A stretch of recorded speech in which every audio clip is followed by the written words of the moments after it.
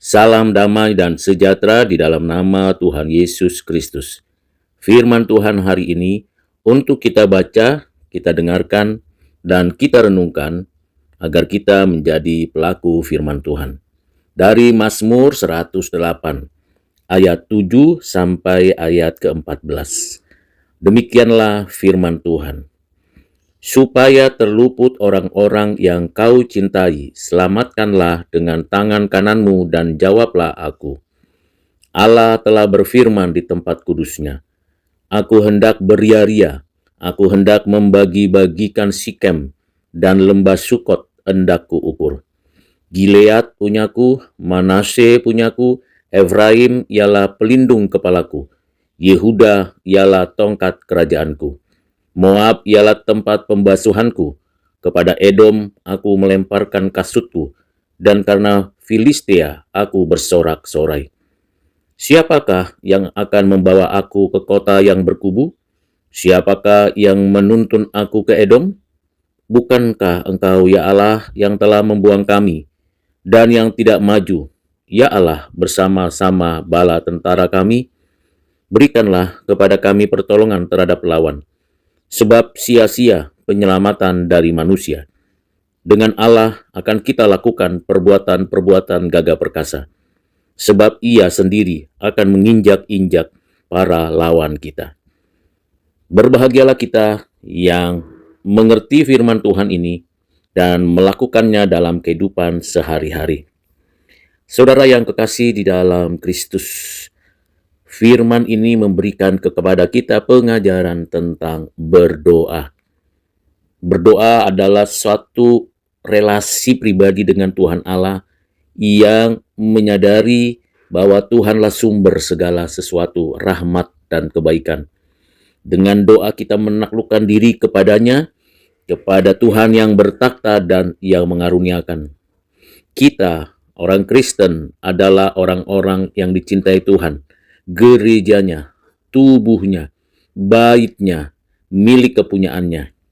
Karena itu kita senantiasa saling mengasihi sesama gereja Tuhan. Kita juga saling mendoakan untuk keselamatan hidup, mengerjakan keselamatan, dan kita percaya bahwa Allah adalah Allah yang setia mendengarkan doa kita, mengabulkannya sesuai rancangan dan kehendaknya pada waktu yang tepat. Kita meminta kiranya selalu dalam kondisi keselamatan. Kita memohon kiranya melalui hidup kita, bumi dan segala isinya penuh kemuliaannya.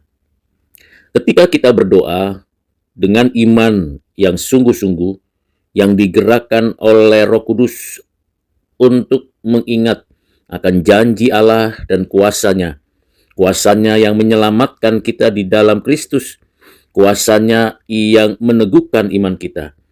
Kita berdoa dengan iman akan Allah yang berjanji, Allah yang menyatakannya di tempatnya yang kudus, Allah yang berfirman dan firman-Nya kebenaran. Kebenaran itu yang menguduskan. Tuhan Allah menjamin pada dirinya sendiri setiap apa yang dijanjikannya. Dan kita dengan komitmen yang sungguh-sungguh menerima, bersukacita, dan menaati Tuhan yang sudah berjanji. Dengan demikian, kita mendapatkan penyataan Tuhan yang benar dan kita mendapati diri kita menjadi pelaku firman Tuhan. Saudara yang kekasih dalam Kristus, ketika kita berdoa, kita juga menikmati dan menyatakan penghiburan dari Allah yang menyediakan.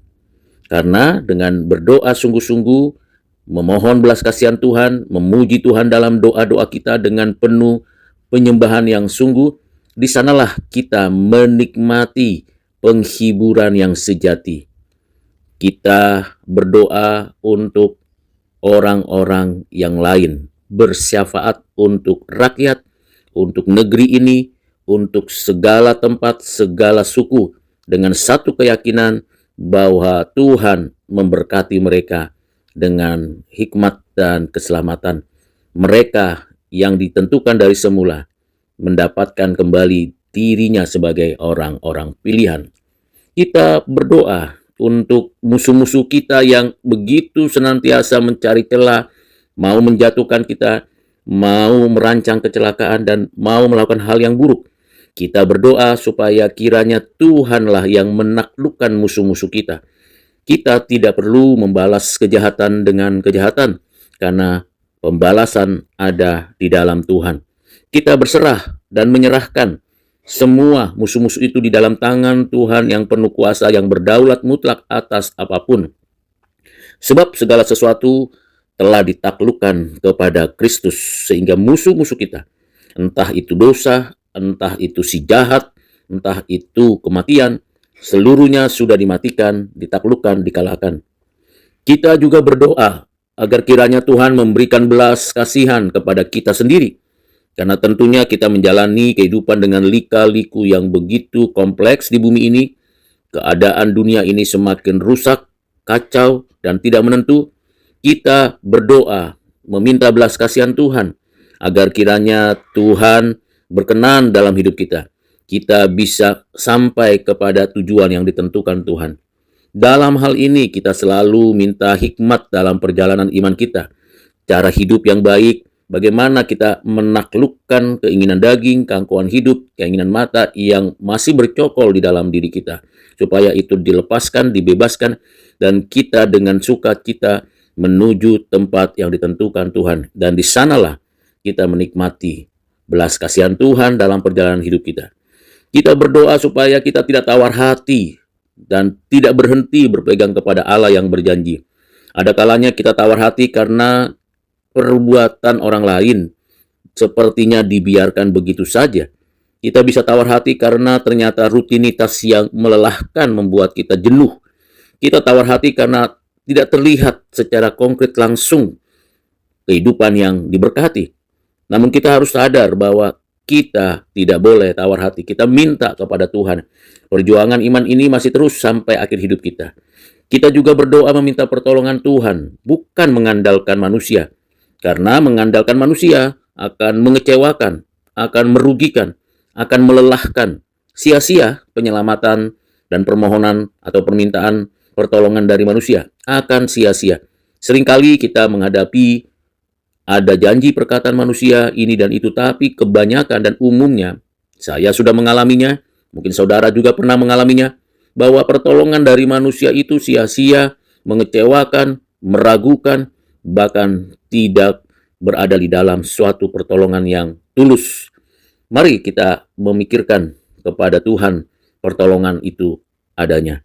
Kita juga berdoa kiranya Tuhan menyatakan kebaikannya dan karunia-Nya, agar kita berhasil dalam pekerjaan kita, dalam segala aktivitas kita sepanjang hari, agar kiranya Tuhan dimuliakan melalui perbuatan-perbuatan yang kita kerjakan, dan nama Tuhan yang ditinggikan.